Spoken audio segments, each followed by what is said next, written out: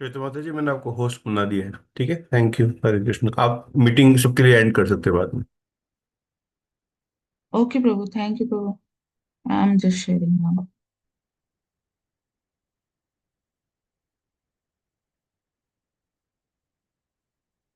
Okay, we'll start.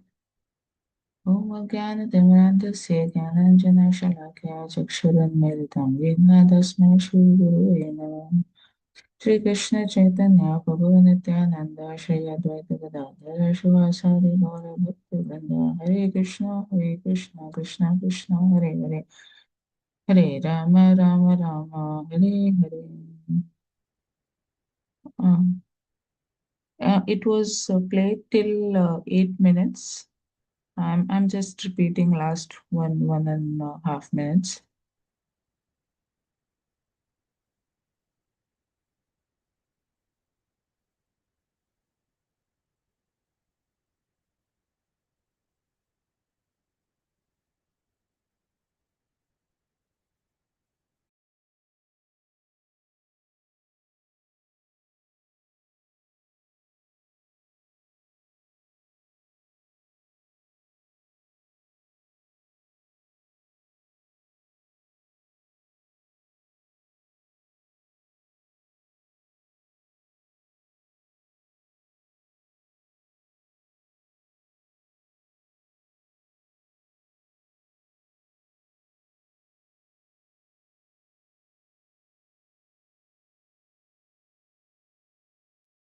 Hare Krishna Mataji, it's not audible.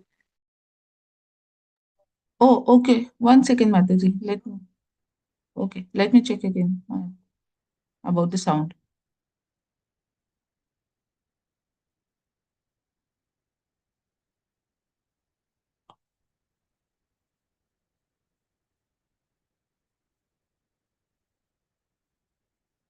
As Krishna desires.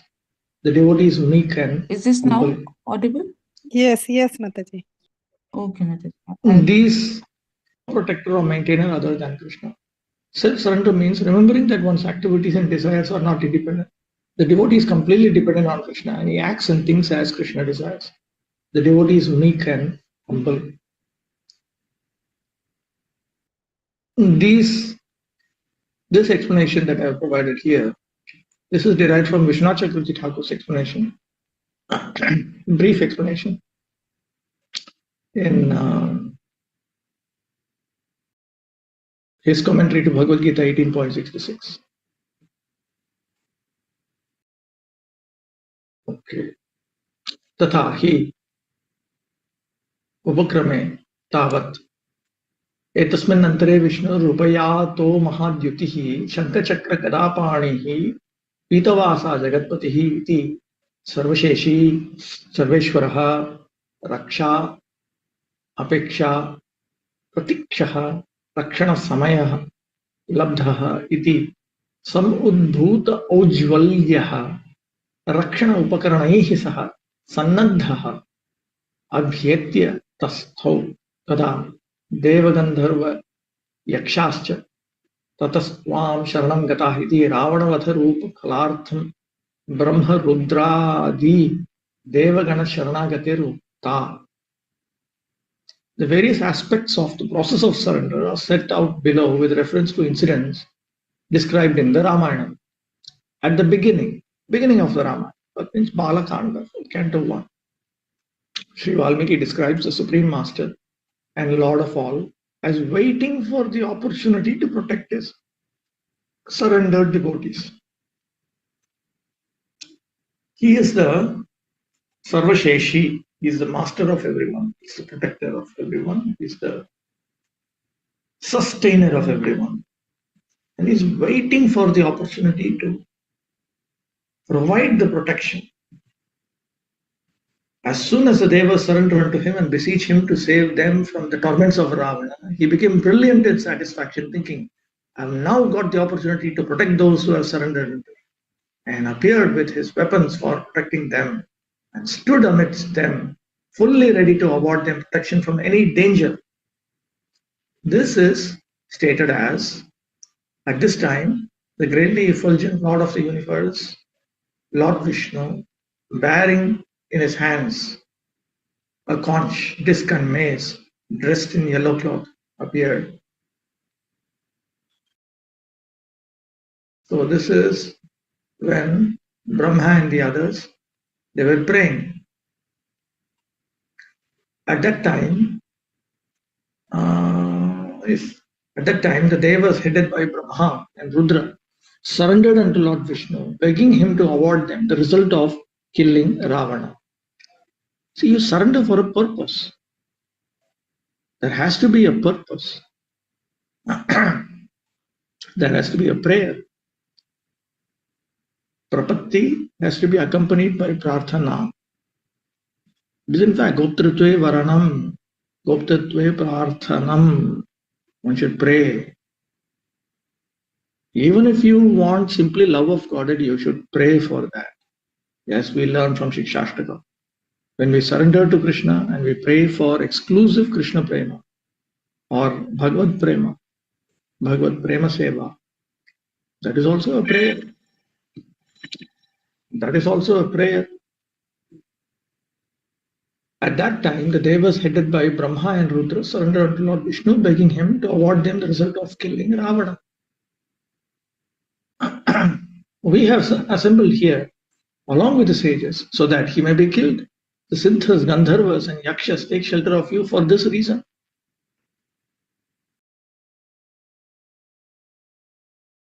Yes.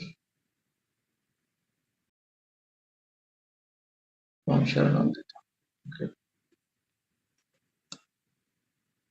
So in this way, Sharanagati by them has been described.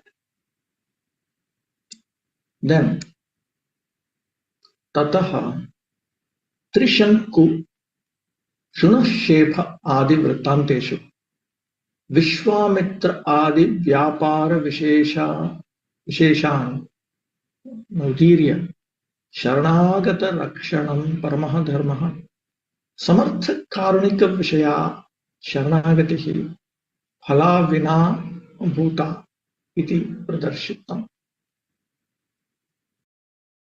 In the Ramayana, the sage Valmiki also describes in detail how persons such as Trishanku and Shunashepha surrendered unto persons such as Vishwamitra. He does this to point out that the highest duty, the highest dharma, is to award protection to a surrendered soul. And that if one surrenders unto a person who is fully capable of awarding the desired protection and who is compassionate upon the surrendered soul, such surrender will invariably lead to the desired success. Note these 2 points. Fully capable of awarding the desired protection, samartha, capable, and is compassionate upon the surrendered soul, karunika. Samartha, karunika. 2 things. So he is fully capable and he has to be fully compassionate. So when A surrenders unto B, A should do 6 things. And B must be samartha and karunika. B must be capable of fulfilling that request of A, that prayer of A. And B must also be compassionate. You may be capable but not compassionate, or you may be compassionate but not capable. So you need to be compassionate and capable. He needs to have 2 features. Trishanku was a king in the line of Ikshvaku who had wanted to go to Swarga in his own body through certain Vedic procedures. Thus he was cursed by Vasishtha's sons to attain the status of one who is born as a Chandala.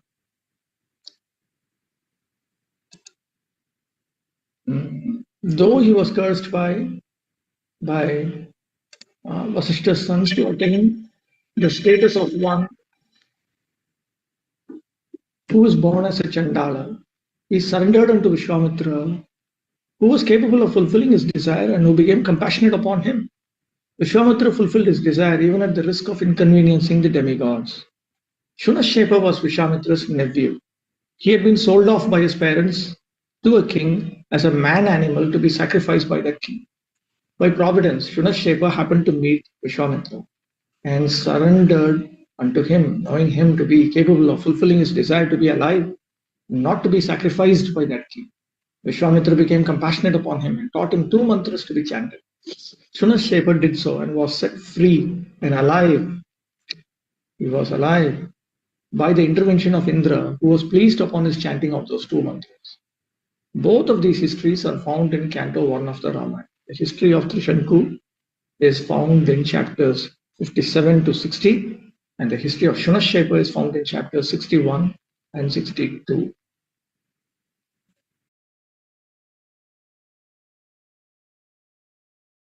Tatascha.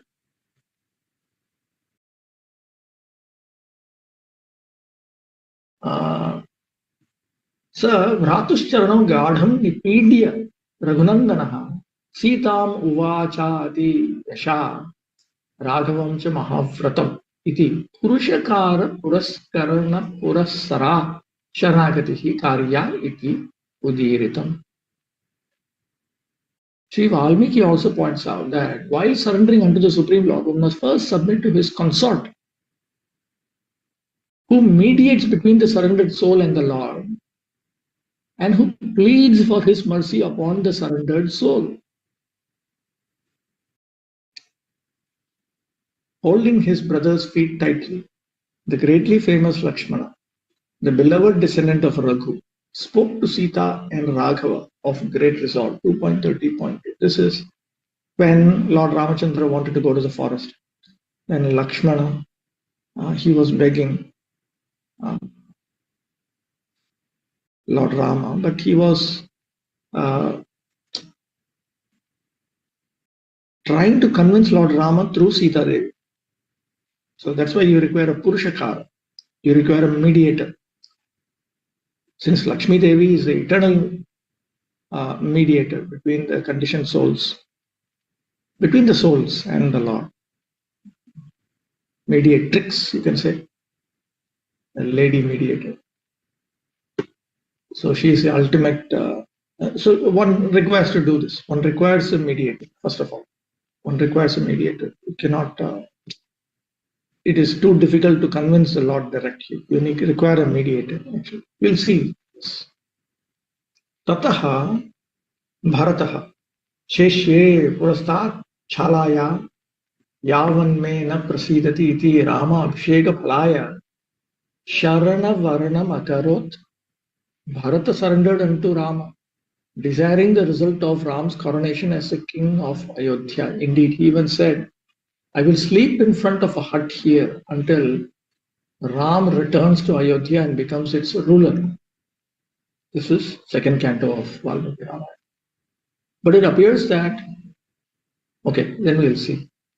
Atra Ravana Vadhaya Krita Devagana Prapatti Phaladhanaya Nirgamanat Tadanim Ramaha स्वप्रतिनिधिभूत पादुका प्रदानेन तत् सफलं कृत्वा पश्चात् देवगण मनोरथ पूरणानन्तरम् आत्मानम् अभ्यषिञ्चत् अतः न शरणागति वैफल्यं चोद्यम्. So now one can object. But it appears that Ramachandra did not fulfill Bharata's desire, though he surrendered unto him. Why is that? In this situation, Rama had come out of Ayodhya to grant the result of the Devas' surrender unto him when they had besieged him to kill Ravana. This is before Ram had appeared. That time itself, the Devas had prayed to Lord Narayana. So the Lord wanted to fulfill that prayer because they had surrendered unto him. Therefore, Lord Rama gave Bharata his sandals. So at the same time, Bharata is also praying. He is also surrendering that you must take charge of this kingdom. So now there are two surrenders with two opposite prayers. One is said, please go kill Ravana somehow. And another is said, please rule this kingdom. Therefore, Lord Ram gave Bharata his sandals, Paduka, as his representative, as the ruler of Ayodhya, thus making his surrender unto him fruitful. So he had given his Paduka. So therefore, Bharata, he was able to take that Paduka on his head and put it on the throne, and he was ruling only as an agent of those Padukas. So Bharata wanted Rama to get back and rule Ayodhya. So Lord Ramachandra fulfilled that prayer when Bharata had surrendered unto him to fulfill that prayer. At the same time, he satisfied the demigods, thus making his surrender unto him fruitful. And after fulfilling the cherished desires of the Devas, he returned to Ayodhya and coronated himself as its ruler. Therefore, one cannot object that surrender unto him can be fruitless.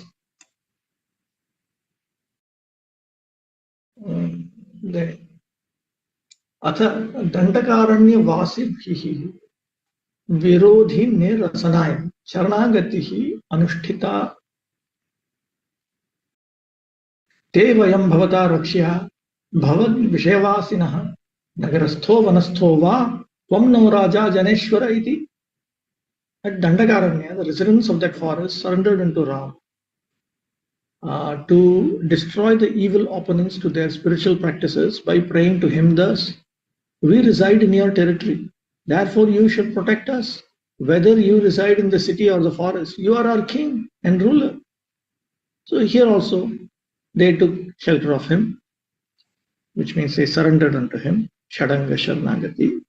And their prarthana, their prayer was he should destroy the evil opponents to their spiritual practices.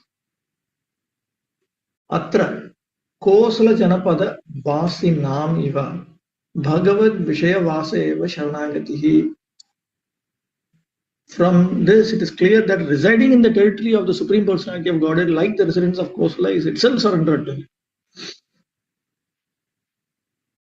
They had vowed to stay in the Lord's kingdom. Residing in the Lord's kingdom is not as an enemy or as an indifferent soul, as a surrendered soul. This refers to residing in a place where the Lord eternally resides through an eternal deity form of His, etc. Resides in the form of an eternal deity form of His, etc.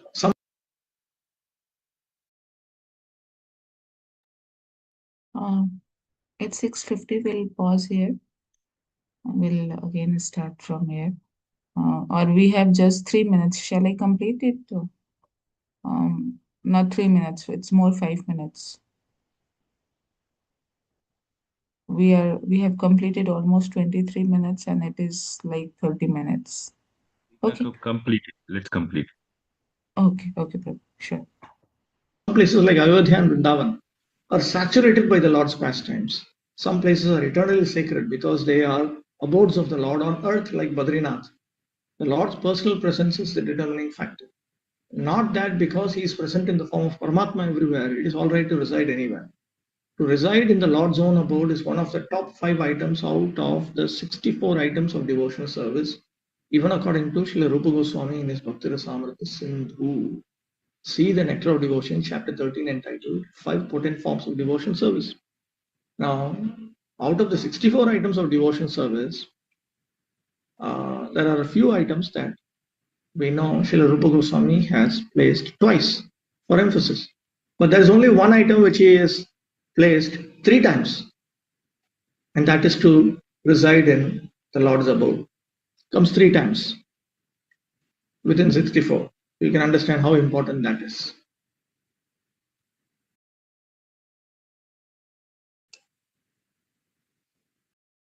Okay, then Tadanantaram Sapitra cha parityakta surayascha sumaharshibhihi Trin lokan samparikramya tammeva sharanam gataha satam nipatitam bhumau sharanya sharanagatam padarham api kakutstha kripaya paryapalayat iti kakavrittantena agrataha patanam eva sharanagatihi iti adarshi.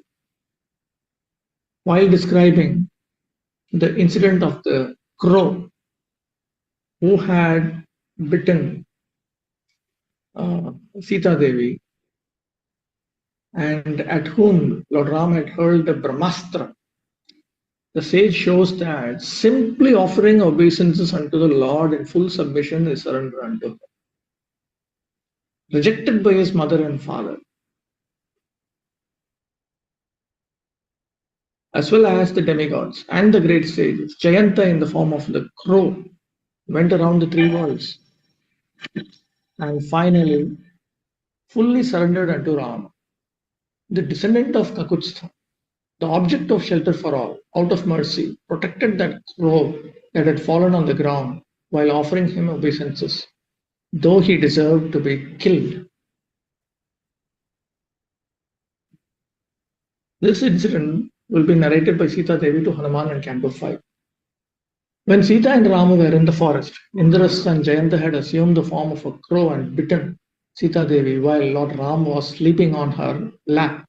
She didn't protest and didn't want to retaliate, and so didn't want to wake up the Lord. But her blood did touch him, and he woke up. The Lord turned and found the crow with its beak with blood and understood the situation.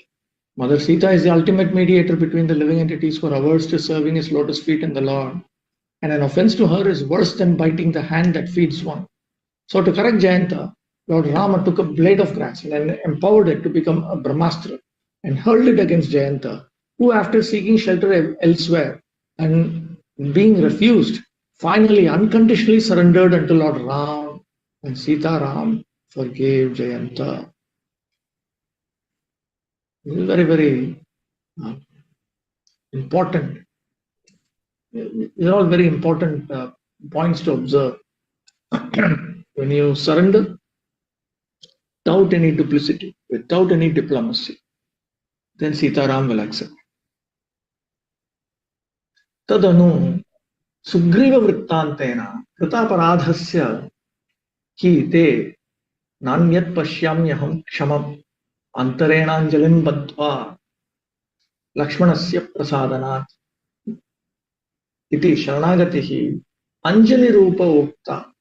When Sugriva had offended Lord Ram by not searching for Sita after Vali was killed, surrender is again described as joining one's palm in supplication and sincerity. Hanuman to Sugriva.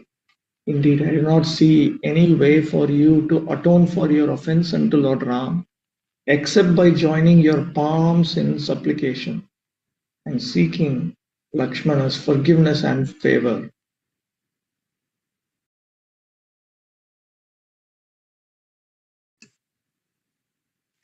अथ सीतावचनेन मित्रम् औपयिकं कर्तुं रामस्थानं परिप्सता वधं च अनिच्छता घोरं त्वयासौ पुरुषर्षभः विदितः स हि धर्मज्ञः शरणागतवत्सलः तेन मैत्री भवतु ते यदि जीवितुमिच्छसि इत्यनेन आनुकूल्यमेव शरणागतिः इत्यबोधि. The author Valmiki informs us through the words of Sita Devi that surrender unto the Supreme Lord means being favorably disposed to him in submission. This is Mother Sita speaking to Ravana. To Ravana. If you want safety and do not want a dreadful death, establish a useful friendship with the Supreme Person Ram. He knows Dharma and is affectionate to those who surrender unto him. Therefore, if you wish to live, become friendly towards Ram. Please him. He is affectionate to those who have surrendered unto him. So she is also instructed. Just surrender. So Sri Valmiki has reported this. Upari soham parushitastena dasavachavamanitah त्यक्त्वा पुत्रांश तारांश राघवं शरणं गतः इति विभीषण शरणागत्या विरोधि परित्यागपूर्वकत्वम् उक्तम्. Sri Valmiki points out that before surrendering unto the Lord, one should abandon the association of all those who oppose such surrender.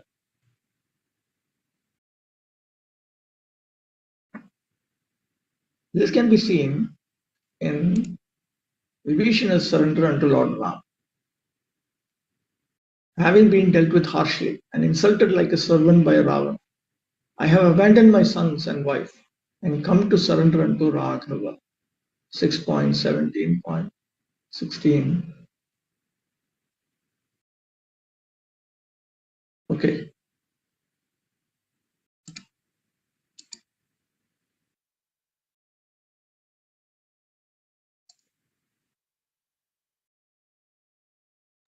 Okay, so we have completed the 5th chapter. We'll start the 6th chapter tomorrow. Any reflection, any sharing?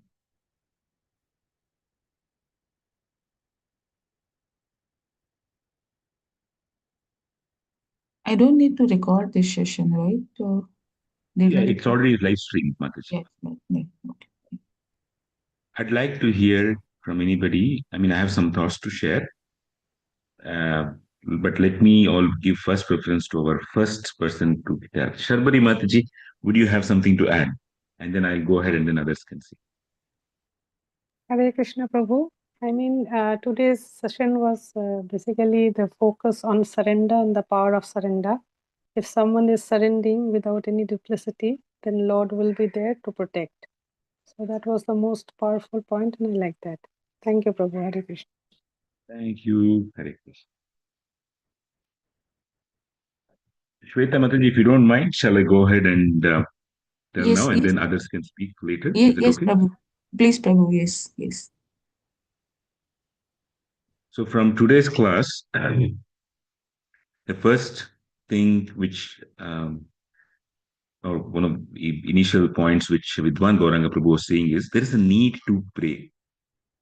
Uh, like at the time of like when Vidwan Gauranga Prabhu was talking about surrendering, he was giving examples of devotees asking for help, support. He took the help example of Shuna Shepa and others, saying it's such a nice question. Like a point, especially that Shuna Shepa, he was uh, given as a man animal for sacrifice by his parents.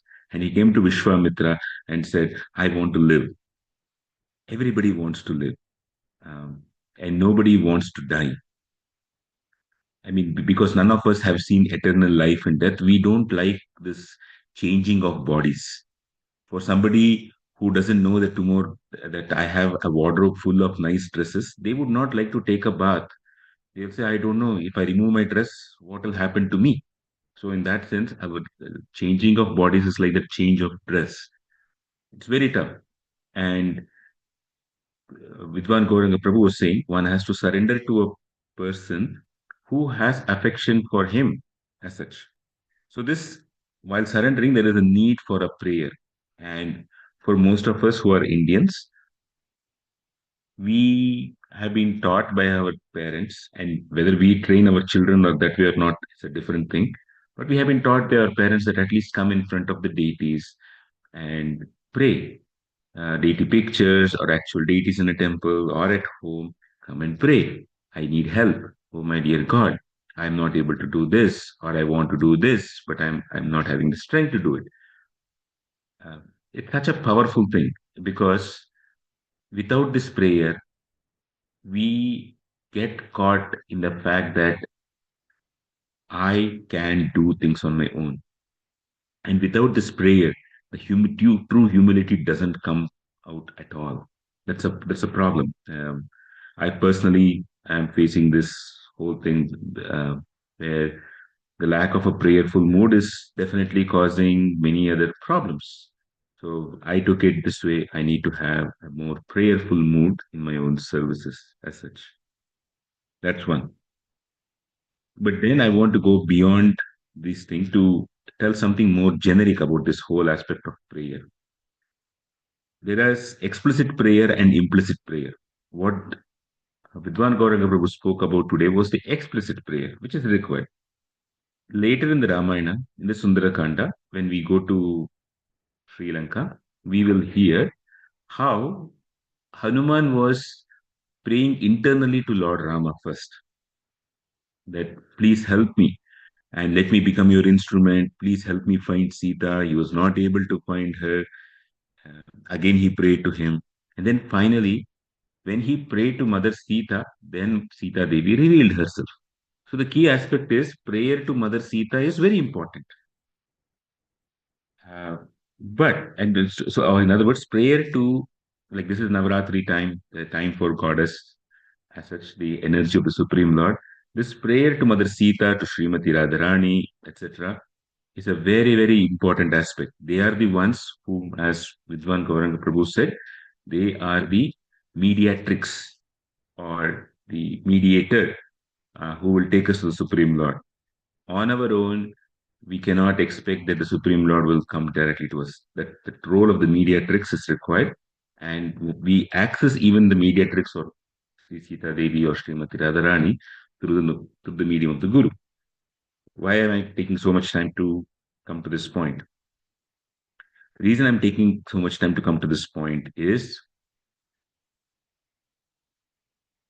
in the current day, uh, we have YouTube, Instagram, and everything else where we can find so many very nice spiritual persons, very genuine spiritual persons, sincere uh, and honest spiritual persons who are giving lectures. I myself am inspired by some of them, uh, and I listen to them. Apart from my own spiritual masters lectures, I listen to some of them, and most of you also may be listening to some of them. However, when one is inspired by a person by their vani, but one doesn't go to that person and one doesn't have an opportunity to render service and to be corrected, then it doesn't help in the proper growth of the individual. In other words, surrendering means follow the dictates of the person to whom we are surrendering. And it starts firstly with Guru. So many people have this notion, I just need a mantra diksha, and then I'm going to sit at home and just do this whole purificatory process. How can the purification happen in the initial stages if we are not open to doing what the other person wants? We are so attached to our own conceptions, our own thoughts, our own ways. And where is the surrender if we don't get an opportunity to be trained? So, for those of you who are in the process of finding a suitable guru or a guide, etc., first and foremost thing you need to do is find somebody who is compassionate to you and who will be ready to even correct you if required, and who will be ready to hear you out also. If it is a one-way transmission like how it happens from YouTube or Instagram or Facebook, anything else like that, it is incomplete. It is complete for certain different kind of people. It is complete for people like Hanumanji. Hanumanji received enough from Lord Rama, and after that, when he was praying in Lanka, even though Rama was not personally present, that was great enough for him. Most of us are not at that level. So we aspire to come to that level. It is important that we come and pray to our deities. I'm not saying no to it, but that is not sufficient. That is one point I wanted to bring it up here. Number two, um, it's a continuation of the point that I said earlier that one has to surrender to the internal potency of the Supreme Lord. And even Lakshmana, when he had to go to the forest, he had to pray to Mother Sita, please allow me to go to the forest. And then by her mercy, he was also allowed. Right from Lakshmana or Lord Balarama onwards, everybody depends upon this internal energy of the Supreme Lord.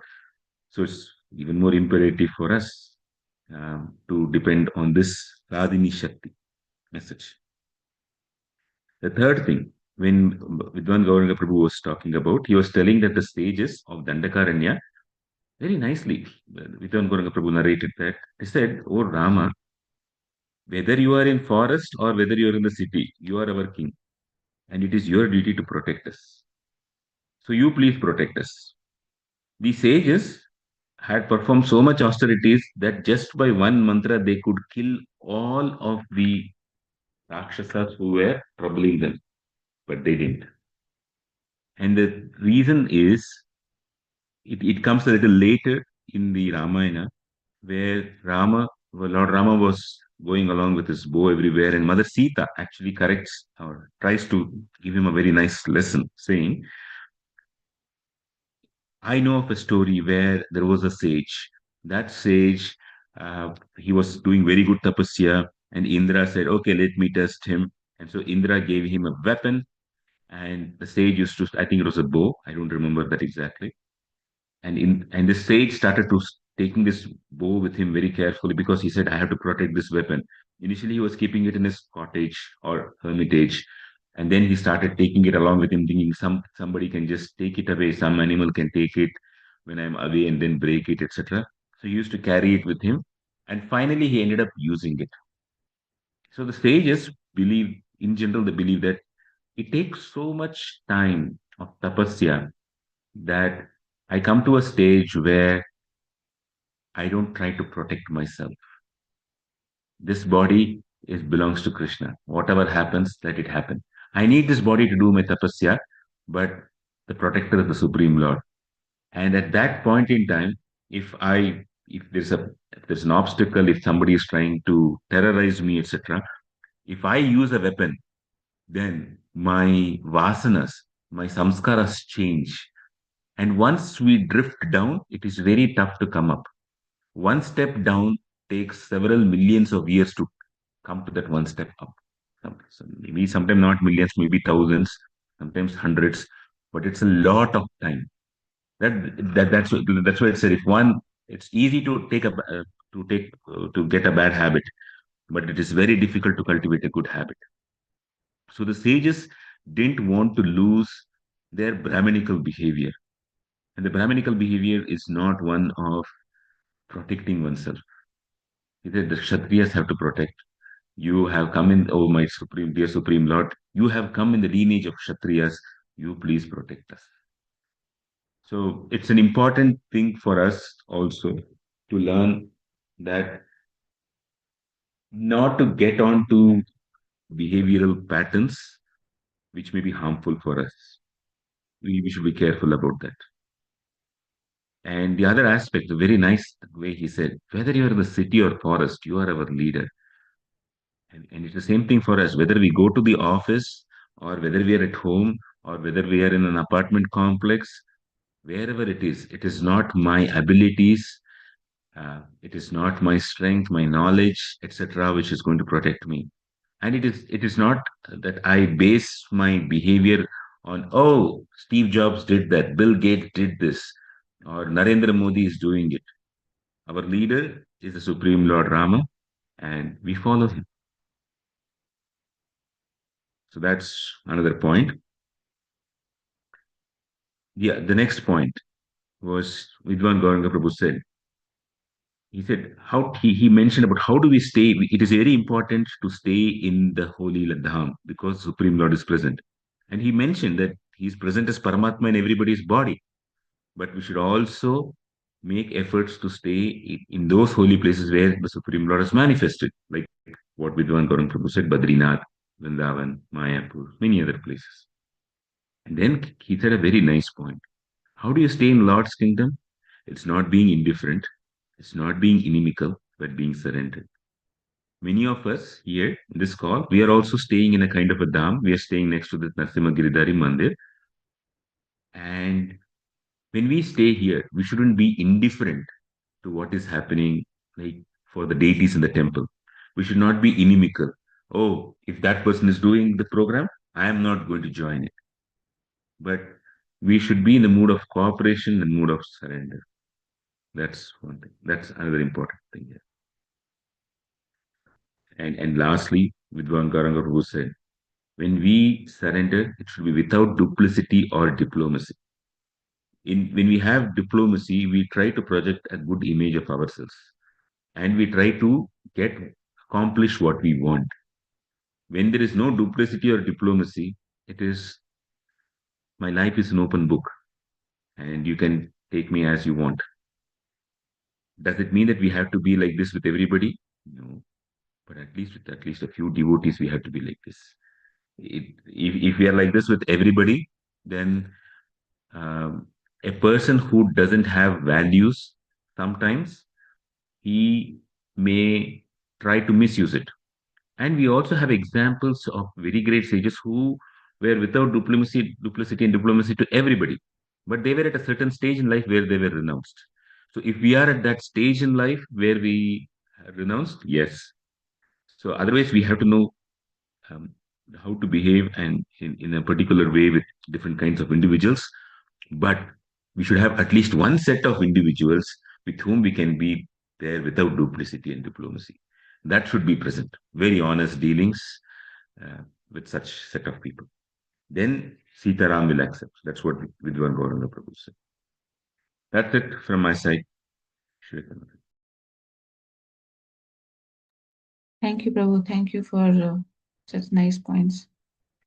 Um, so, Prabhu, I had actually one thought that it's saying that we should stay where um, the Lord has taken incarnation or something.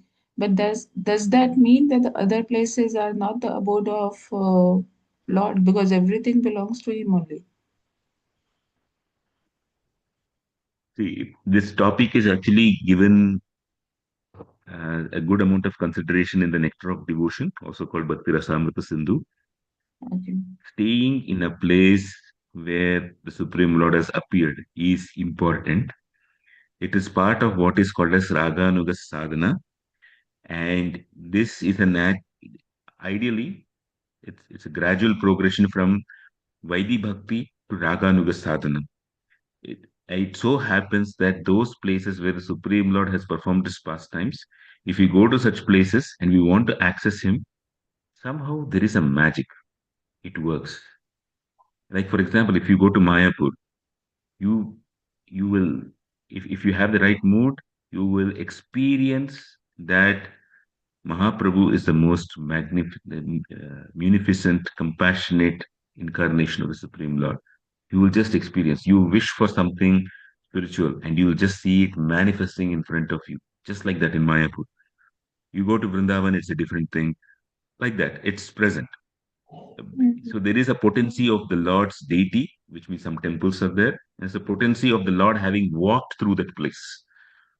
Uh, why is it? It is more potent. I mean, if it were to be not more potent, why should the Supreme Lord even come here?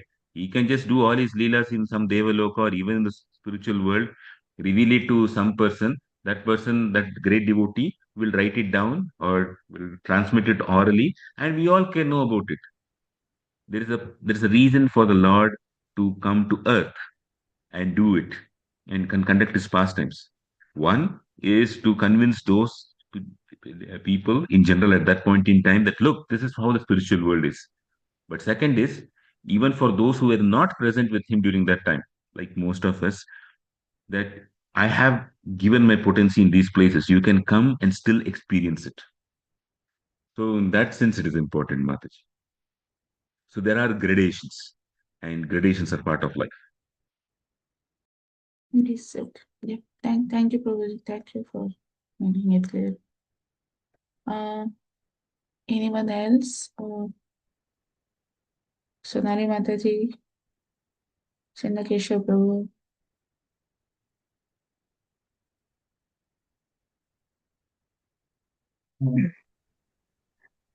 Rajeshwari?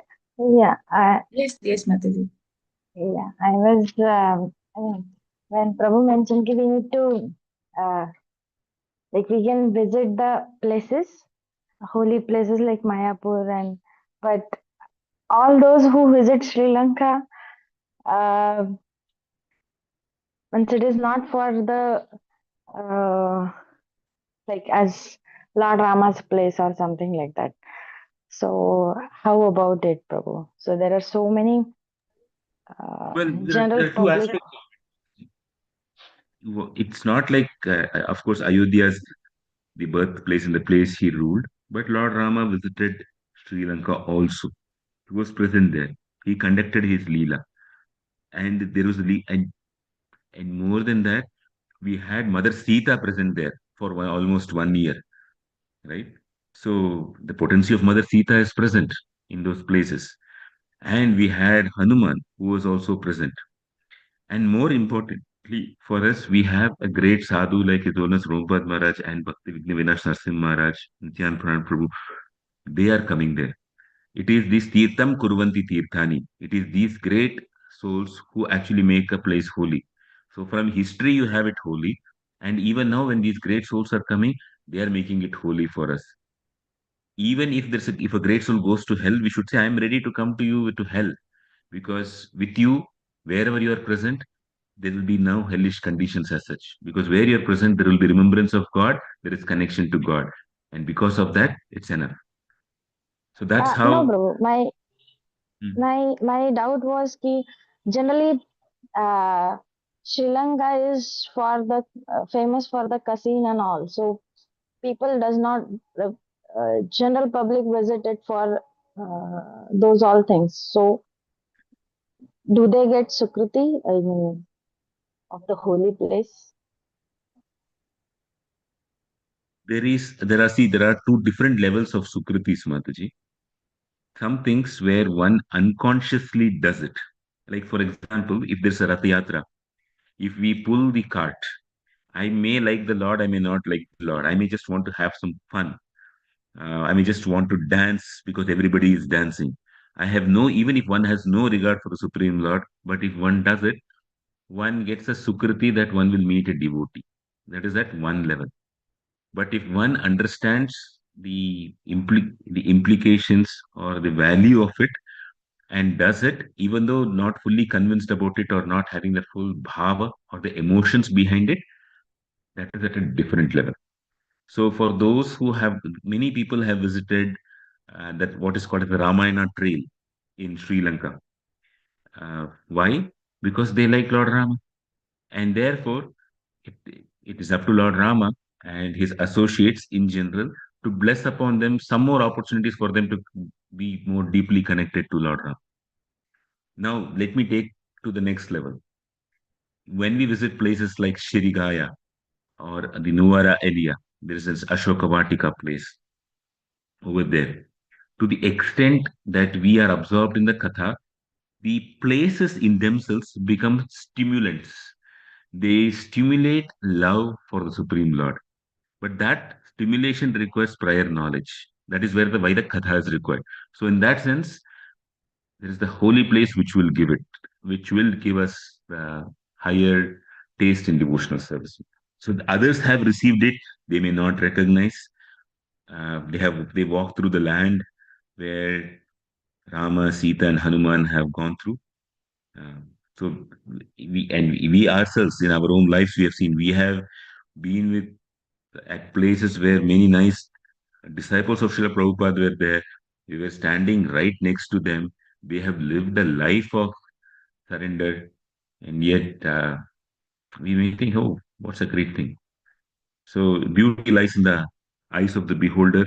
Spiritual value lies in the heart of the observer. Uh, so the disposition of the heart is important.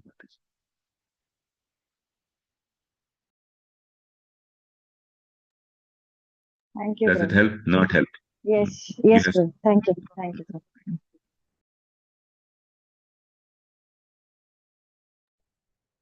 Thank you, Sonali Mataji. Uh, any anyone, any devotee would like to share something Hare or Krishna share? Mataji. Hare Krishna Mataji, Dhanarpran. Mataji, here I have had one before that I had surrendering means how whatever activities we are doing for Lord means activities how much time spending for the Lord. That means surrender. I once Prabhu said like surrendering means our activities towards Lord. But here completely today's session surrendering means prayers. Here also Prabhu said mentioned now itself surrender there is affection towards Him. So if we have affection towards Lord, then we can surrender. But here totally prayers are there.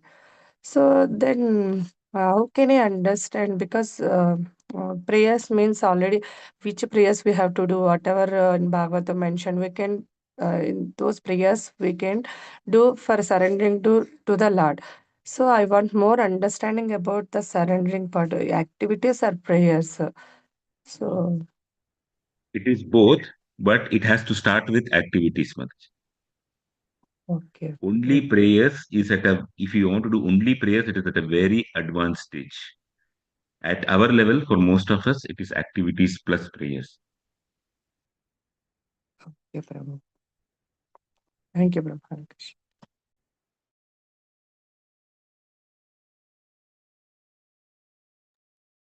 Thank you, Mataji. Or one more thing, Lavanya Mataji. When one is able to uh, relish the pastimes of the Lord in one's heart ceaselessly, like when an oil drops, like when you pour oil from one vessel to another, the oil is a continuous flow. When the remembrance is that continuous, then prayers alone are sufficient. If we are not at that level, it means we have to do activities also. That as simple as that. Okay, Prabhu. Thank you. Thank you for giving the nice checkpoint, Prabhu. Any other devotee would like to share any point?